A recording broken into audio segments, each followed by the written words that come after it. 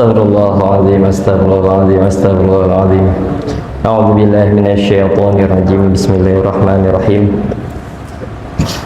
Assalamualaikum warahmatullahi wabarakatuh. Alhamdulillahirabbil alamin. Alhamdulillahilladzi arsala rasulahu bil huda wa dinil haqq liyudhhirahu 'alad dini kullihi walau karihal musyrikun. Asyhadu an la ilaha illallah wahdahu la syarika lah. Asyhadu anna Muhammadan 'abduhu wa rasuluhu wa la nabiyya ba'dah. Allahumma shalli wa sallim ala sayyidina wa maulana Muhammad wa ala alihi wa sahbihi wa man tabi'ahum bi ihsanin ila yaumiddin, amma ba'd. Qala Allah Ta'ala fi kitabihil karim, a'udzu billahi minasy syaithanir rajim. Bismillahirrahmanirrahim. Wal 'ashr innal insana lafi khusr illal ladzina amanu wa 'amilus shalihat wa tawashaw bil haqqi wa tawashaw bis sabr. Shadaqallahul 'azim. Alhamdulillah, puji syukur pada Allah Subhanahu wa taala, dan hari ini sudah dibuka oleh Kang Oni lagi ya. Sudah harap-harap cemas ternyata beliau ada kendala di jalan, dan alhamdulillah Allah mudahkan kita bisa berkumpul lagi di sini. Dan tentunya dalam rangka menaati apa yang diperintahkan oleh Allah Subhanahu wa taala, yaitu kita bertaqarrub ilallah, duduk bermajelis, duduk bersama-sama berjamaah, yang insya Allah di sini akan menyebut nama Allah, sehingga bisa kita sebut dengan majelis zikir. Dan kemudian kita di sini pun saling berbagi apa yang kita ketahui, apa yang kita dapatkan pada guru-guru kita, dan tujuan kita adalah mengamalkan apa yang kita dapat. Maka insya Allah majelis ini bisa kita sebut dengan majelis ilmu. Dan ditambah lagi ada kopi, snack dan sebagainya, insya Allah menjadi majelis makan-makan insya Allah ya. Dan alhamdulillah nikmat Allah semua yang Allah hadirkan, sehingga kita tentunya tidak mungkin bisa hadir di sini dengan riang gembira, senang hati, ringan langkah kita. Dan mungkin sejenak ya, pada saat di dalam sini kita lupa dengan segala permasalahan kita di luar sana, baik itu di pekerjaan maupun di yang lainnya. Berarti ini adalah sebuah nikmat dari Allah, yang dimana Allah menghadirkan as-sakinah ya, menghadirkan ketenangan, menghadirkan kenyamanan, dimana kita bisa melepaskan pemikiran kita dari beban-beban berat di luar sana yang mungkin ada. Dan alhamdulillah hari ini ditambahkan oleh Allah lagi keberkahan, yaitu adanya hujan ya. Dan turunnya hujan ini merupakan sebuah rizki bagi kita, yang dimana kita mendapatkan keistimewaan jika berdoa di kala waktu hujan, maka Allah juga akan mengabulkan. Maka silahkan dimanfaatkan di majelis kita yang insya Allah menjadi majelis ilmu, menjadi majelis zikir, yang menjadi majelis silah ukhuwah. Dan kemudian waktu hujan, insya Allah malaikat senang hati mengaminkan doa-doa kita. Silahkan langitkan doa-doa kita, apapun hajat kita, apapun keinginan kita. Tidak peduli itu mungkin bagi kita adalah sebuah yang sulit, hal yang tidak mungkin, tapi bagi Allah tidak ada yang tidak mungkin. Silahkan yang belum punya jodoh berdoa segera dimudahkan jodohnya ya. Langsung amin paling kencang sebelah kanan, untung nggak sebelah kiri ya. Yang mungkin hari ini ingin segala urusan keluarganya dibereskan, mudah-mudahan Allah segera bereskan. Mudah-mudahan Allah juga sehatkan bagi yang sakit. Mudah-mudahan Allah segera lunaskan bagi yang memiliki hutang. Mudah-mudahan Allah segerakan kita bisa berziarah ke rumah Allah, yaitu Baitullah, dan juga ke masjidnya Nabi Muhammad SAW, Masjid Nabawi. Amin ya rabbal alamin. Dan mudah-mudahan kita semua berkumpul tidak hanya di dunia dalam ketaatan, tapi juga nanti di akhirat dalam kenikmatan, yaitu nikmat bertemu dengan Allah di jannah yang paling tinggi, insyaallah. Amin ya rabbal alamin. Alhamdulillah, juga kita patut syukuri hari ini kita masih mendapatkan kemudahan juga dalam aktivitas-aktivitas kita yang lainnya, yang dimana malam Selasa sudah kita niatkan untuk bisa hadir ke majelis, dan alhamdulillah hari ini pun Allah mudahkan, sehingga seakan-akan urusan kita, seakan-akan urusan yang sudah kita plan itu dimudahkan oleh Allah untuk bisa kita luangkan waktu kita, bisa meluangkan pikiran kita untuk bisa duduk di sini, ya. Dan itu adalah sebuah kenikmatan yang sangat-sangat besar, yang mungkin hari ini banyak di luar sana ingin mendapatkan hal yang sama, namun karena sesuatu hal akhirnya belum bisa hadir di sini. Jadi ini adalah sebuah kenikmatan yang luar biasa. Juga salawat dan salam senantiasa kita curahkan kepada junjungan kita Nabiullah Muhammad sallallahu alaihi wasallam, beserta para keluarga, para sahabat, para kerabat, dan pengikut-pengikut beliau hingga akhir zaman, ya. Mudah-mudahan semua dari diri kita nantinya pun menjadi umatnya Rasul, diakui menjadi umatnya Rasul, dan nanti sama-sama meminum air di telaganya Rasulullah SAW. Amin ya rabbal alamin. Alhamdulillah, hari ini kita melanjutkan kajian yang kata Kang Arif, kata Ustadz Arif, kajian yang tenang-tenang, ya, adem-adem. Ya, karena kajian pekan kemarin lumayan panas mungkin ya, tapi saya adem-adem aja tuh. Adem-adem aja, ya.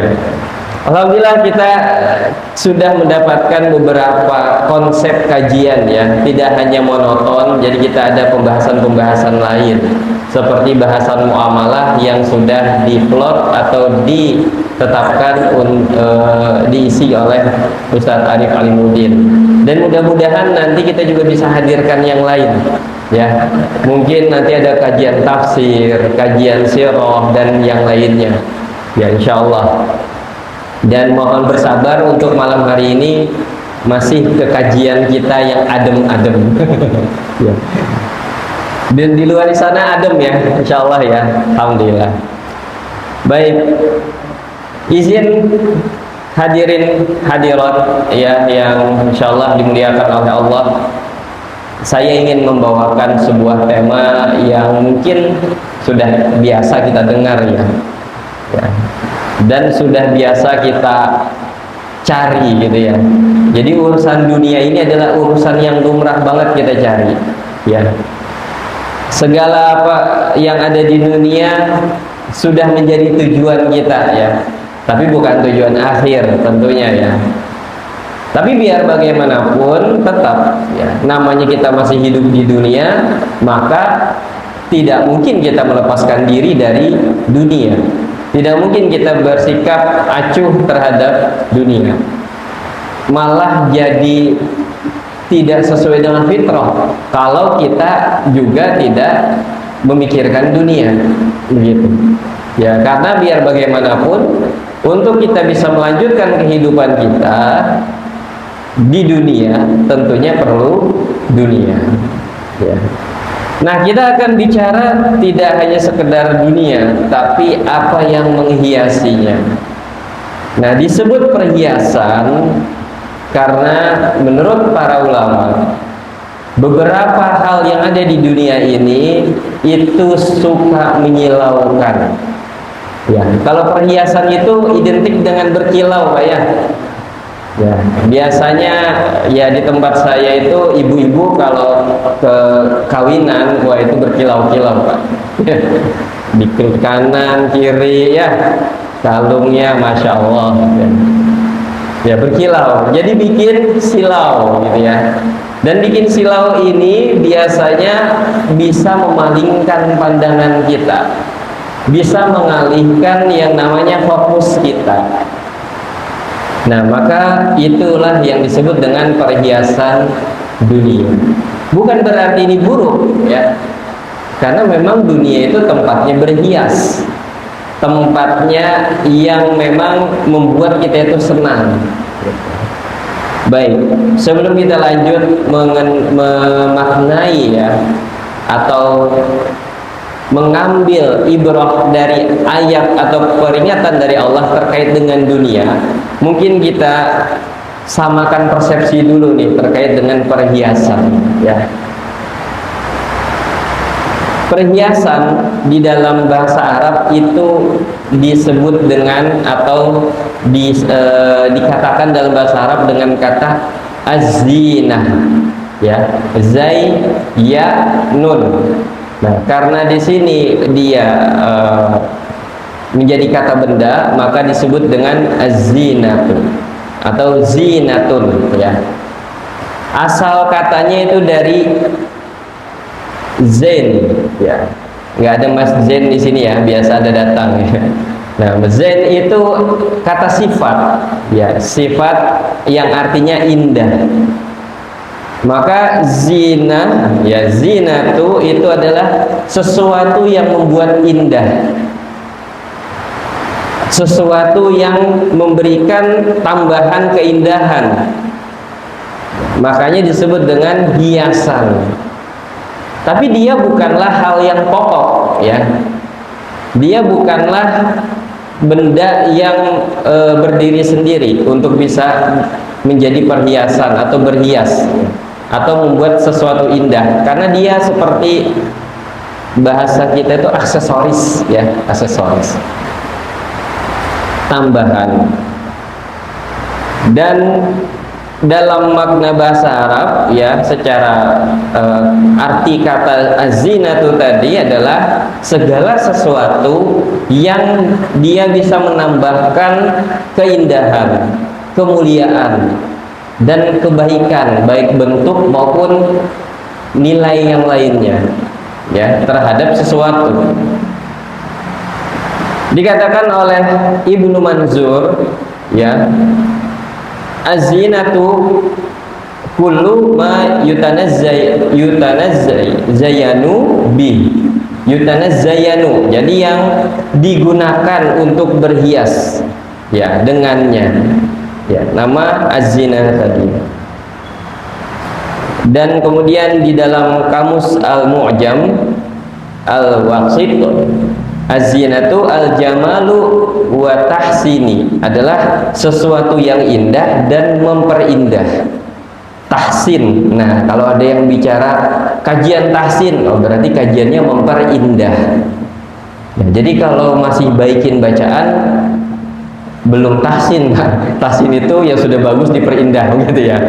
Ya ini kalau makna bahasa ya, kalau mau disebut kajian tahsin boleh-boleh aja Pak, nggak ada yang salah gitu ya.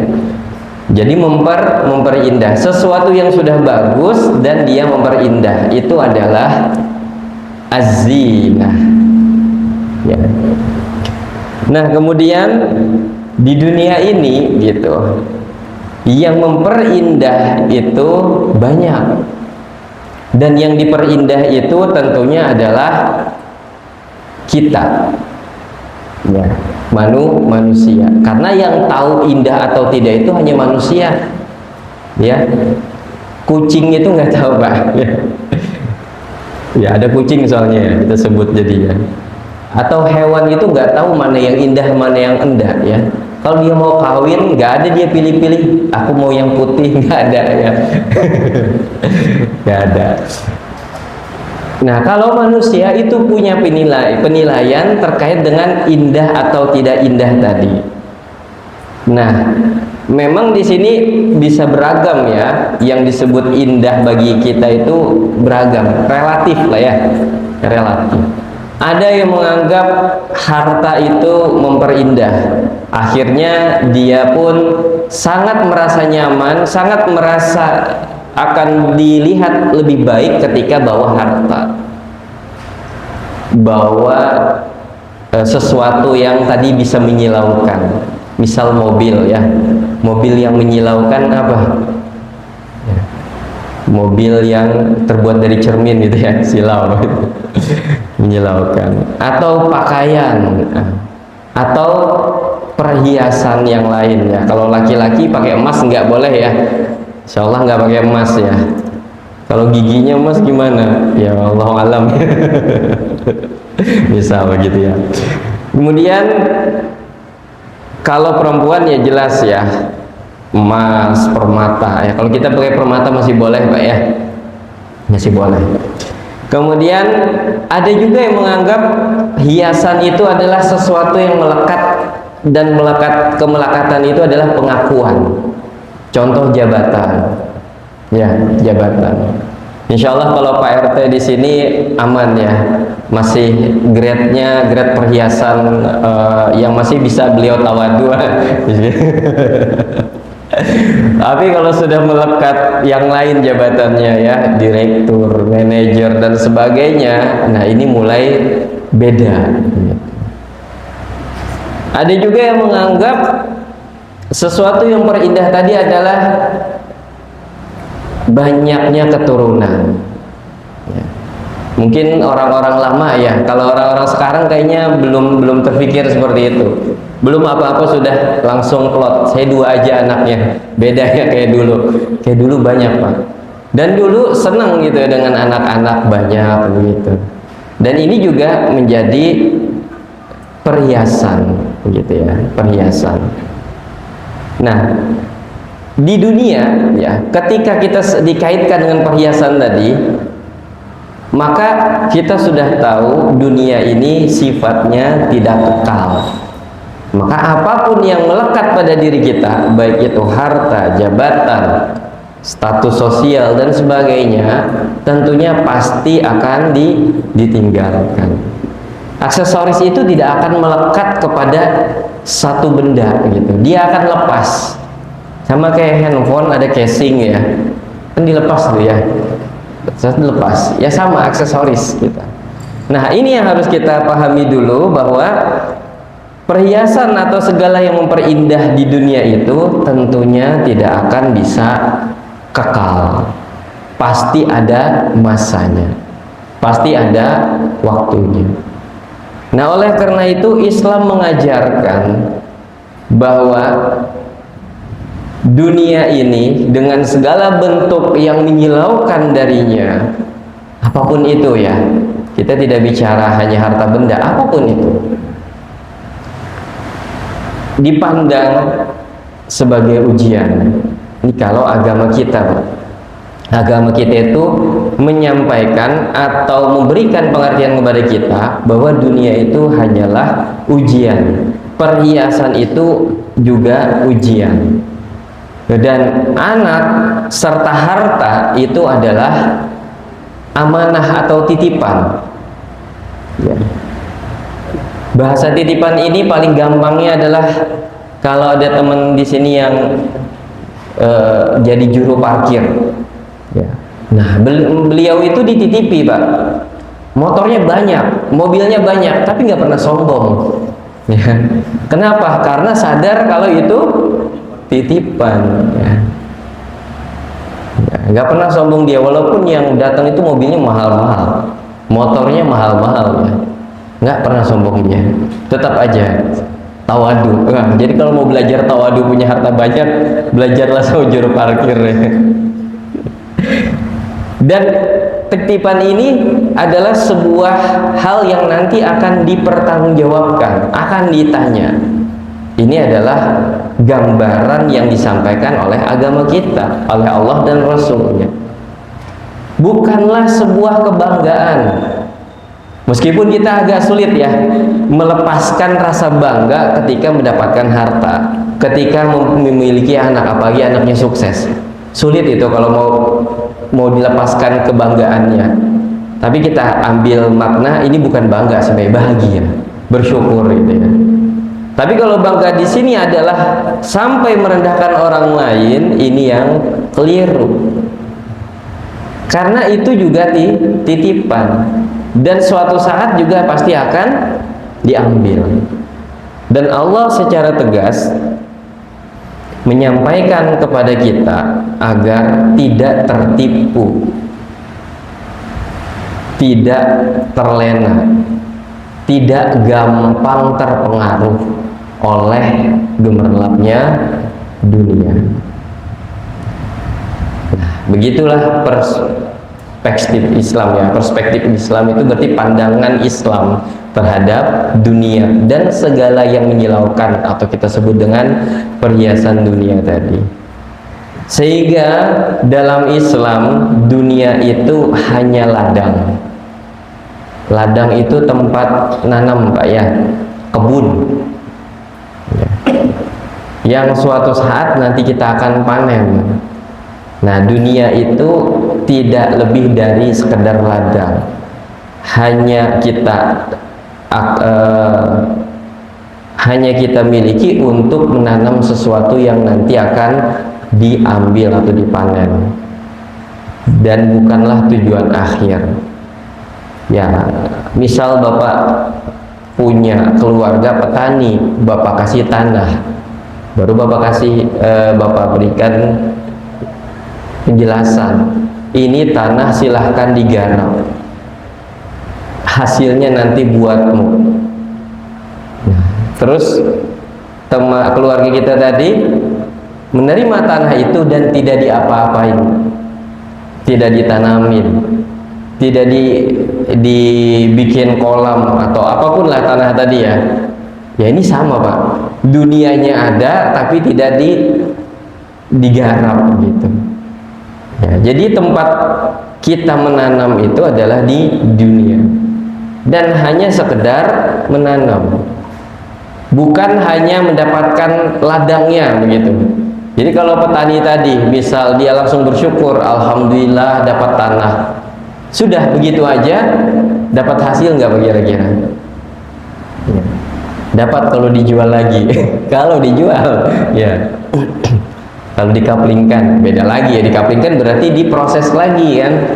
Jadi bukan tujuan akhir ya. Nah baik, kita akan perjelas biar ada istilahnya itu ada hujah ya dalam pandangan-pandangan kita. Maka kita ambillah ayat atau wahyu dari Allah Subhanahu wa taala, yang dimana Allah menyampaikan di dalam surah Al-Kahfi ayat 46. Insyaallah bapak-bapak yang mendawamkan surah Al-Kahfi setiap Jumat atau malam Jumat itu familiar dengan ayat ini ya, biasanya hafal gitu ya. A'udzubillahi minasyaitonirrajim.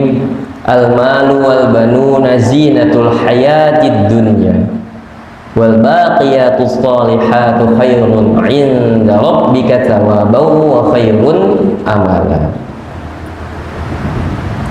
Artinya al-malu wal banun, al-mal harta, banun anak-anak, zinatul hayatid dunya adalah perhiasan kehidupan di dunia, wal baqiyatus shalihat, dan amalan-amalan yang kekal, khairun itu lebih baik ya, lebih baik daripada al-malu wal banun tadi. Inda rabbika thawab, dan di sisi Tuhanmu atas amalan soleh tadi adalah pahala. Wa khairun amala, dan lebih baik untuk menjadi harapan, sesuatu yang diharapkan. Ya, jadi Allah di sini menjelaskan bahwa kita itu akan menghadapi dua perkara. Walaupun dua perkara ini adalah sebuah kata yang menjelaskan hal lainnya. Contoh al-mal. Al-mal ini harta. Tapi tidak hanya harta yang mungkin perhiasan emas dan perak, ya, yang kita anggap itu harta, tapi segala sesuatu yang ada pada diri kita, ya, seperti rumah, tanah, tabungan, apalagi Pak, kontrakan dan sebagainya, itu adalah al-mal. Wal banun. Nah, banun di sini pun, ya, di dalam tafsir para ulama tidak hanya ditafsirkan sebagai anak-anak. Ini juga bisa menyangkut bawahan kita, ya, orang-orang yang ada di dalam pengawasan kita. Ini termasuk al-banun. Jadi menguasai manusia, ya, manusia yang kita kuasai tadi itu adalah al-banun. Nah, itu adalah perhiasan dunia, yang mana dua hal ini adalah, kata para ulama, yang sering melalaikan manusia, yang sering membuat manusia itu lupa dengan tujuan hidupnya, lupa kalau itu hanya ladang. Saking silaunya sama ladang yang didapat tadi, dibiarkan cuman dibangga-banggakan. Saya punya ladang luas, ya, saya punya dunia banyak, tapi saya tidak apa-apain. Bahkan malah lupa dengan yang menitipkan. Dan penjelasan ini dikuatkan di surah lainnya, salah satunya di surah At-Taghabun ayat 15, yang menyampaikan bahwa harta dan anak-anak itu adalah fitnah atau cobaan, ya, dan di sisi Allah adalah pahala yang besar. Ini makna dari al-malu wal banun zinatul hayatid dunya. Nah, untuk wal baqiyatus sholihat atau amalan yang kekal, ini banyak tafsir, ya, banyak versi maksudnya dari tafsirnya. Dari kalangan mufassirin yang mengambil riwayat Ibnu Abbas, al-baqiyat as-sholihat itu adalah zikir atau kalimat-kalimat yang itu mengingat pada Allah, seperti kalimat tasbih, subhanallah, tahmid, alhamdulillah, takbir, Allahu akbar, la ilaha illallah, tahlil, syahadatain, la haula wala quwata illa billah. Itu adalah yang dimaksud dengan al-baqiyatus sholihat. Dan dari mufassirin yang mengambil riwayat Ibnu Jarir itu menganggap adalah seluruh amalan yang mana itu adalah yang diperintahkan oleh Allah, seperti sholat, puasa, zakat, dakwah, haji, jihad dan sebagainya. Itu adalah amalan al-baqiyat yang kekal tadi. Nah, ala kulli hal, meskipun disebut ucapan ataupun perbuatan, tapi di dalam maksud ayat ini adalah menyampaikan bahwa harta dan anak-anak itu tidak lebih baik daripada amalan tadi.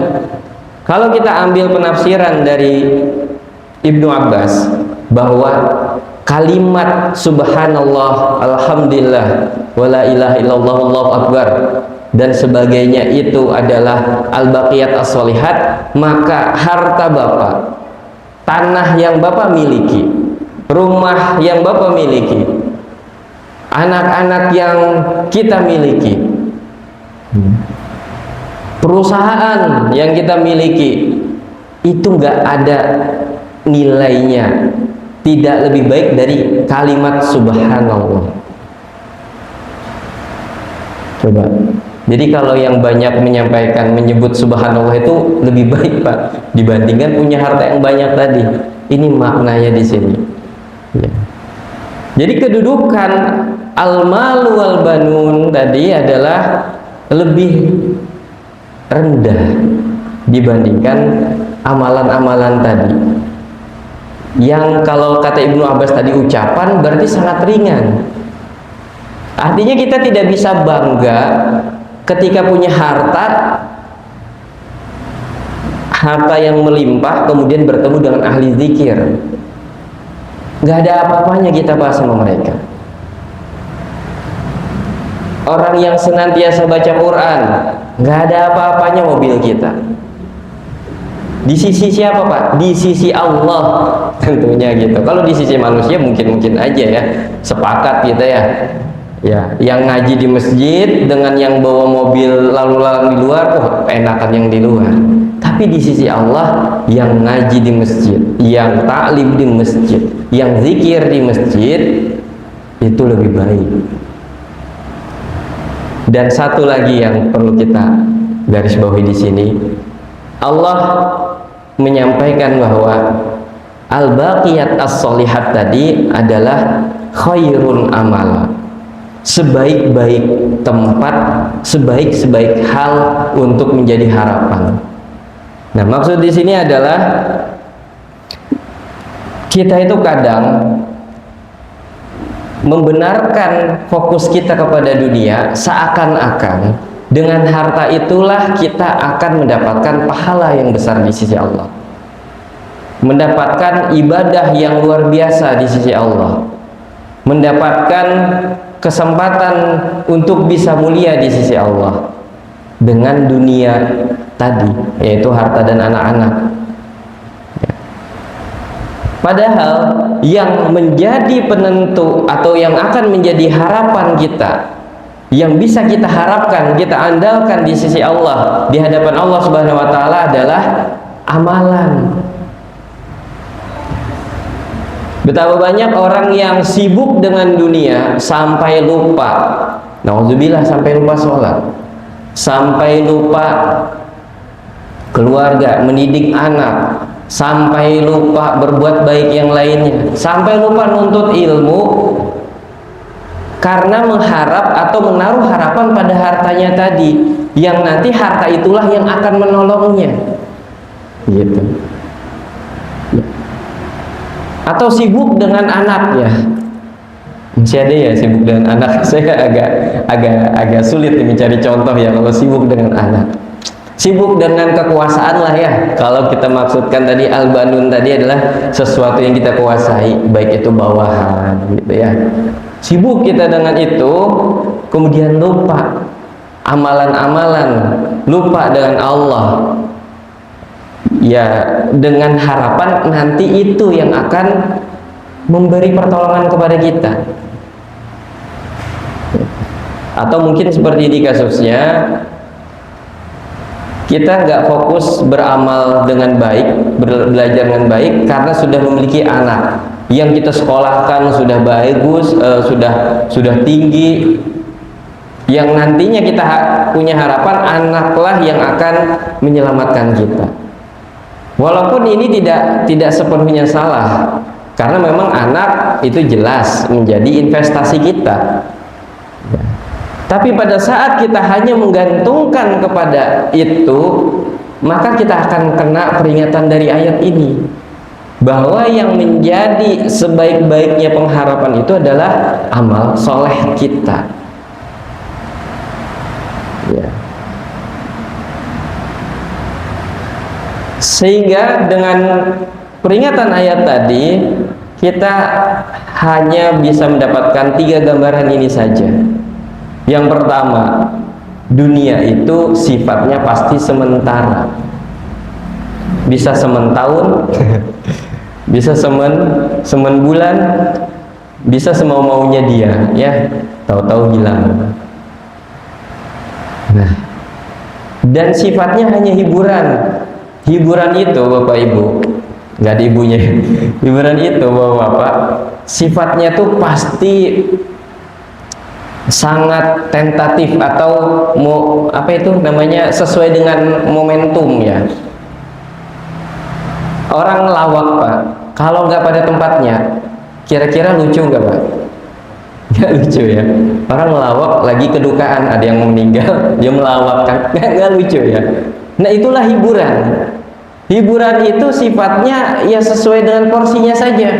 Kebanyakan nggak akan jadi hiburan, terlalu sedikit juga nggak jadi apa-apa. Maka dunia ini selayaknya kita anggap seperti itu aja. Ya hiburan biasa aja. Senang ya senang gitu. Punya handphone baru beli, paling 3 bulan Pak. Punya motor baru dari dealer, paling lama 6 bulan dielus-elus. Ya sisanya sudah melihat yang lain, model baru lagi. Ya itulah hiburan. Padahal bendanya masih ada, nggak hilang. Ya, tapi sifat menghiburnya itu sangat ini ya. Belum lagi yang bujang ya, baru akad nikah 1 malam besoknya sudah mulai pusing. Gitu. Bukan pengalaman ya, ini mungkin. Takutnya nanti ada yang ngomong pengalaman ya, Tat. Ya begitu. Punya rumah, dapat rumah, yang menghiburnya saat masuk Pak. Sebulan kemudian pusing, mikirin token listrik, bayar air, ya ada yang bocor, gitu, dan sebagainya. Akhirnya hiburannya juga hilang atau berkurang lah efeknya. Dan yang ditekankan di sini adalah yang menjadi pegangan kita nanti di akhirat, yang menjadi harapan nanti kita di akhirat adalah amal soleh kita. Itu Pak. Ya kita tahu Allah itu Maha Rahman, Maha Rahim, ya, Maha Pengasih dan Penyayang. Tapi kalau kita nggak punya amalan, Allah mau nyayangin kita pakai apa Pak? Ingat, Allah Maha Adil. Ada yang beramal sungguh-sungguh, ikhlas, tulus. Ada yang datang nggak bawa apa-apa, bahkan banyak dosa. Kalau Allah Maha Adil, kira-kira sama nggak Pak perlakuannya? Kita saja sama anak kita, sama anak buah kita, atau sama teman kita, itu nggak bisa Pak menyamakan itu. Jadi nggak akan sama antara orang yang beriman dengan yang maksiat, antara yang takwa dan fujur, nggak bisa sama. Nah itulah sifat adilnya Allah. Ya, sifat adilnya Allah, dan Allah memang dengan adil itulah membuktikan bahwa Allah Maha Penyayang dan Maha Pengasih. Ya. Sehingga amal soleh itu adalah sesuatu yang kita perbanyak, kita jadikan fokus dengan menggunakan dunia, dengan mengambil kegunaan atau manfaat-manfaat dari dunia. Tujuannya adalah amal soleh. Nah, kalau sudah amal soleh tujuannya, berapapun harta yang dimiliki, berapapun anak yang dimiliki, meskipun masih jomblo sampai saat ini, nggak ada alasan nggak beramal soleh. Karena setiap fase kehidupan kita selalu punya yang namanya kesempatan amal soleh. Dan satu hal lagi yang harus kita ingat-ingat agar nggak terjerumus nih, agar nggak terlena. Dunia itu memang dibuat indah oleh Allah, tapi bukan untuk kita, bukan untuk umat Islam, bukan untuk orang beriman. Dari mana dapat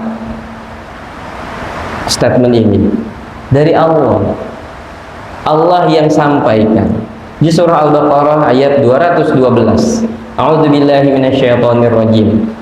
Zuyyina lilladzina kafarul hayatud dunya wa yaskharuna minal ladzina amanu walladzina taqaw fawqahum yawmal qiyamah wallahu yarzuqu man yasha'u bighairi hisab. Zuyyina, kata Allah tuh, zuyyina dijadikan indah, dijadikan bagus, dijadikan menyilaukan, dijadikan apa? Dijadikan itu kita tuh berhasrat lah. Apa yang dijadikan tadi? Yaitu adalah dunia tadi. Tapi untuk siapa Pak di sini? Lilladzina kafar,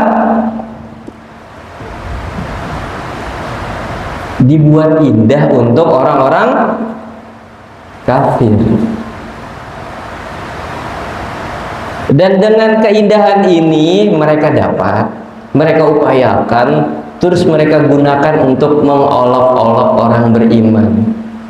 Ya, mungkin dari dulu sudah ya, Allah itu sudah paham orang beriman itu dengan dunia tidak akan seperti orang kafir. Orang kafirlah yang akan membangga-banggakan dunia dan mengolok-olok orang beriman. Ini bisa kebayang Pak ya, orang kafir itu banyak yang hartanya berlimpah, bahkan mungkin uangnya nggak berseri. Ya. Dan bisa jadi dengan ini, ya mungkin kita nggak tahu, nggak ada yang langsung mungkin ya, ngolok-olok orang beriman, tuh orang Islam tuh nggak banyak dapat harta, kita yang kuasai misal gitu.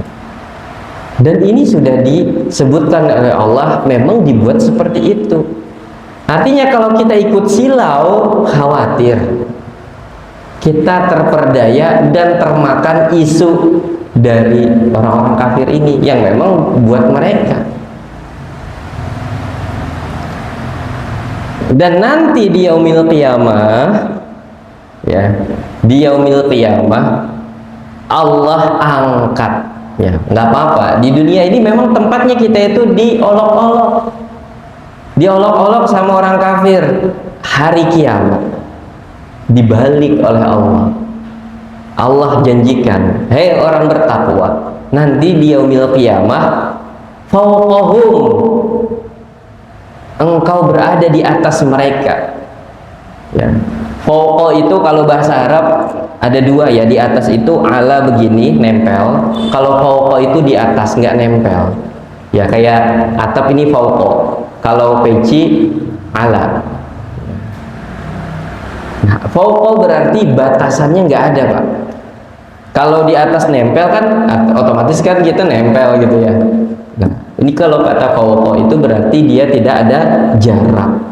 Artinya kedudukan orang bertakwa itu sangat jauh nanti di atas dari orang-orang kafir.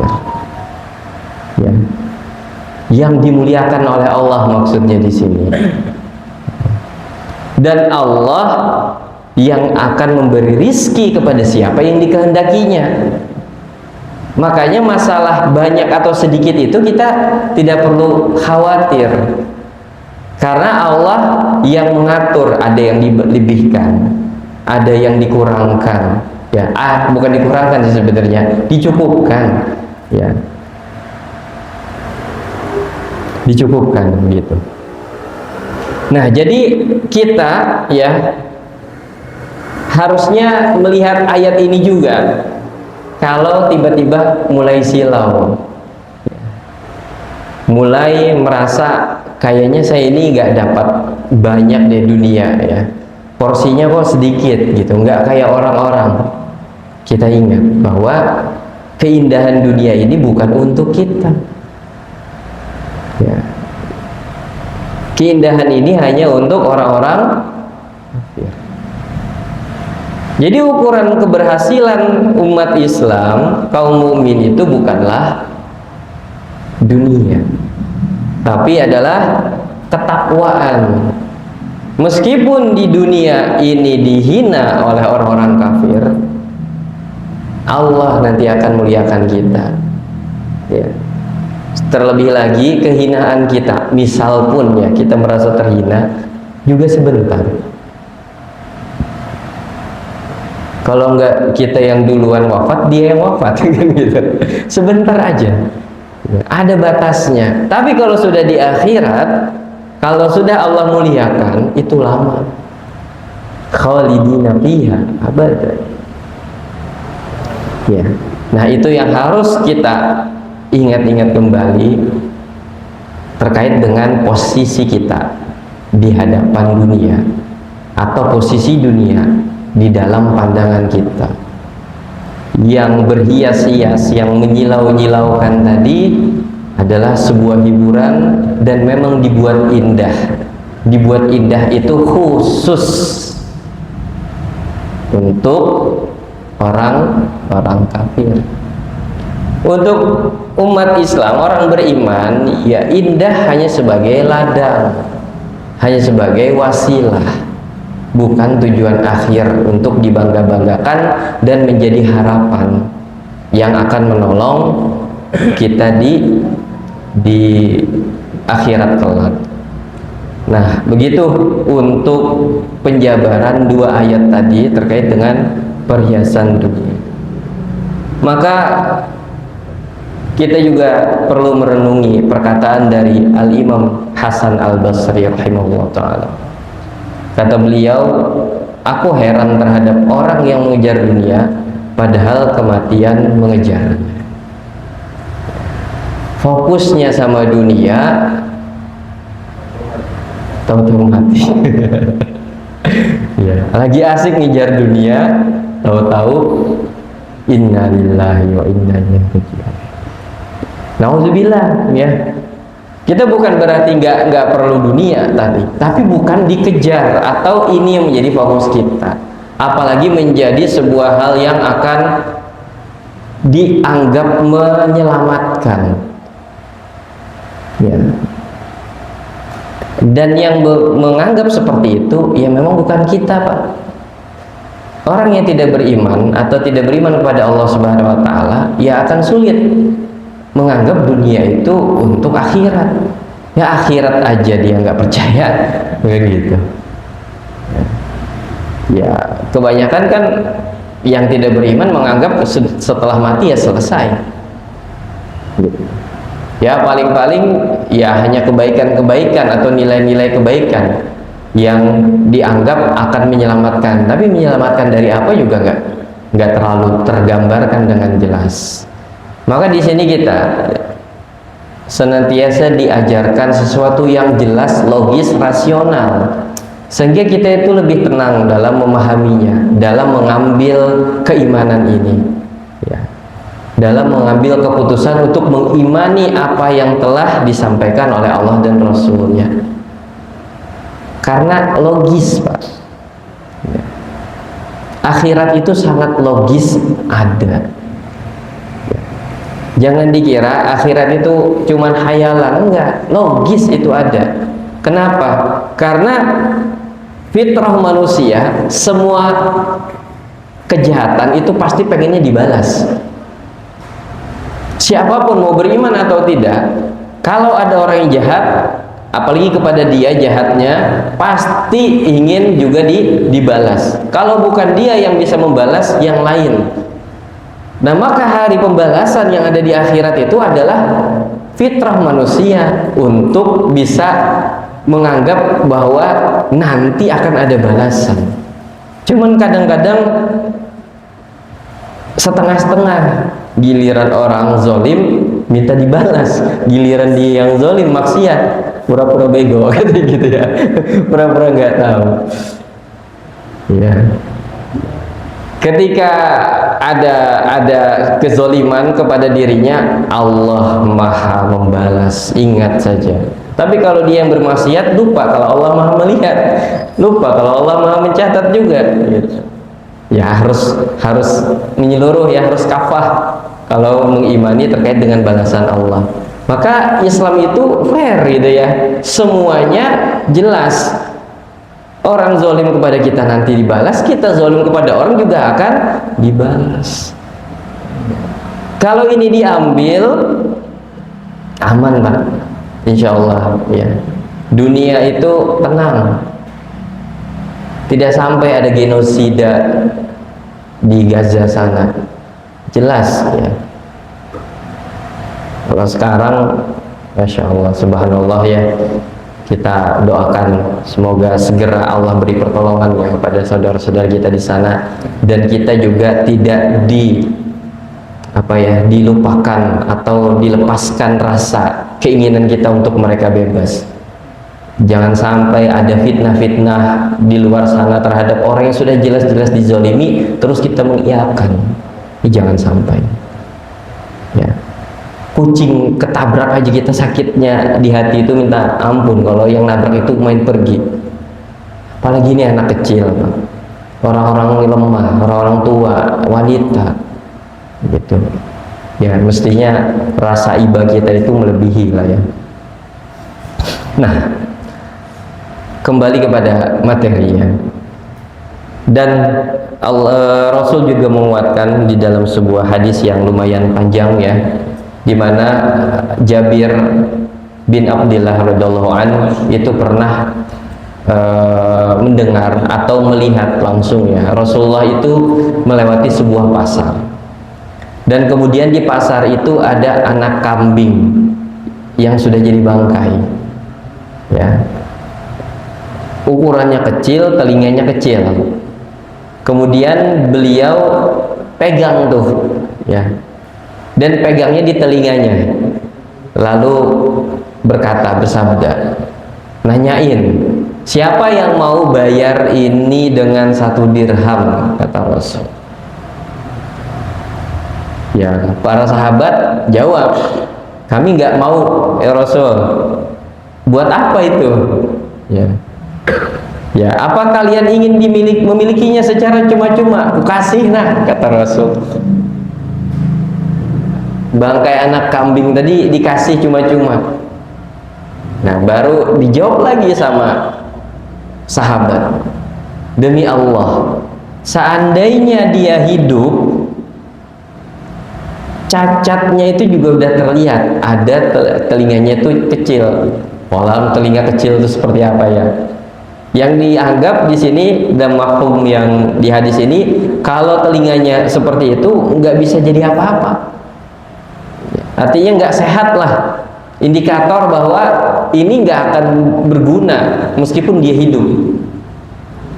Apalagi kalau sudah jadi bangkai. Maka Rasul bersabda, demi Allah, dunia ini lebih hina di sisi Allah daripada bangkai ini di mata kalian. Ya.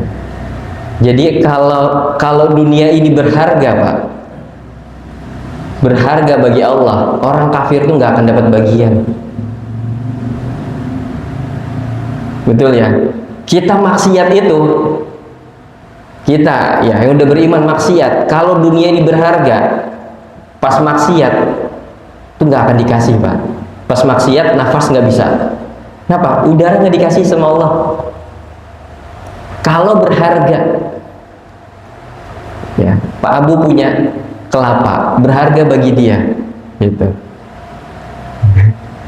Kemudian ada orang minta, pasti nggak mau, kan berharga. Coba kalau nggak ada harganya, ambil aja sana, serahmu. Mau diapain kah, gitu ya? Kan begitu. Nah, Allah juga begitu, Pak. Kalau dunia ini berharga bagi Allah, nggak usah yang kafir, yang maksiat saja, yang nggak sholat saja, itu nggak kebagian, nggak akan dikasih. Berharga kok. Nah, ini maksudnya bahwa dunia ini itu nggak jauh lebih hina, nggak lebih baik daripada bangkai kambing tadi. Yang kita saja, yang para sahabat saja pada saat itu nggak mau lagi, nggak bisa diambil apa-apa, sudah kecil, ya, bangkai pula, gitu. Ya. Nah, ini yang perlu kita garis bawahi di sini, bahwa ya begitulah posisi dunia di sisi Allah. Terus kenapa kita menganggap dunia ini bisa nyelamatin kita? Nah, begitu. Ya, jadi tentunya jadi kesimpulan kita bahwa dunia ini bukanlah tujuan kita. Dunia ini hanya wasilah untuk kita bisa menanam kebaikan-kebaikan, amalan-amalan soleh, jejak-jejak yang itu nanti menjadi hujah kita di hadapan Allah untuk mendapatkan ridha Allah. Termasuk amalan soleh itu adalah meramaikan majelis, mengajak orang lain untuk bertaqarrub ilallah, mengenal Allah. Termasuk juga kita mungkin yang diberikan kemampuan untuk berinfak, sedekah dan sebagainya. Tujuannya adalah investasi amal, ya. Beribadah tujuannya untuk mendapatkan ridha Allah. Dan Allah pun sudah menyampaikan tujuan kita diciptakan juga hanya untuk beribadah, bukan mengumpulkan dunia, bukan menghiasi diri, bukan memperbanyak anak istri.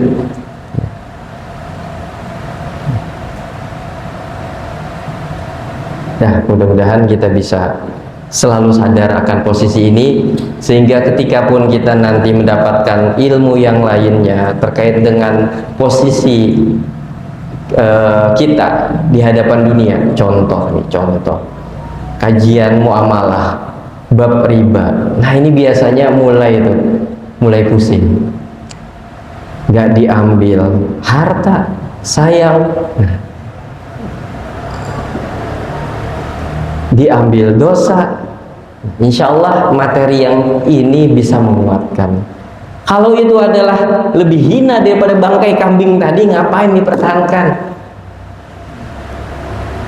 Dipertahankan jadi dosa, ngapain? Gitu. Nanti diolok-olok sama tetangga, dulunya punya banyak, ternyata hancur bangkrut gara-gara gak mau lewat bank. Ya kan begitu. Nggak apa-apa, mudah-mudahan yang mau olok-olok bukan orang kafir, gitu ya. Kenapa? Karena orang kafir nanti akan berada di bawah kita. Ya doakan yang mau olok-olok, kalau itu orang Islam ya semoga disadarkan. Karena tujuan kita tadi bukanlah dunia. Nah itu maksudnya. Jadi mudah-mudahan ini bukan hanya sekedar nyampe di sini, tapi juga nyampe di sini dan nanti juga bisa menjadi bahan pertimbangan kita ketika kita berhadapan dengan halal dan haram, boleh atau tidak menurut Allah. Kuat kita dengan pemahaman ini, kuat kita memegang janji Allah bahwa dunia ini tidak lebih mulia dari sehelai sayap nyamuk. Sayap nyamuk aja, pernah lihat sayap nyamuk? Ya, pernah lah ya. Kalau kita ya kebetulan gigit, wak gitu sayapnya aja nggak kelihatan gitu.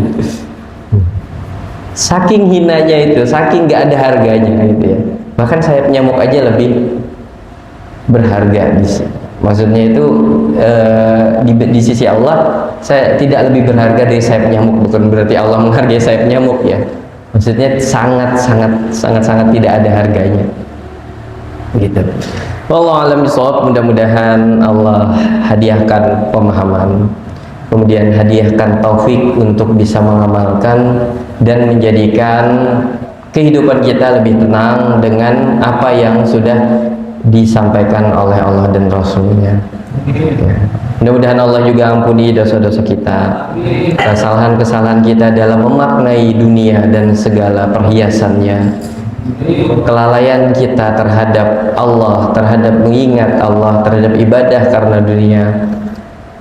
Dan juga Allah ampuni segala yang mungkin menjadi tanggung jawab kita, ya baik itu orang tua, anak-anak kita, dan siapapun yang menjadi tanggung jawab kita, yang mana kita juga dilalaikan oleh mereka.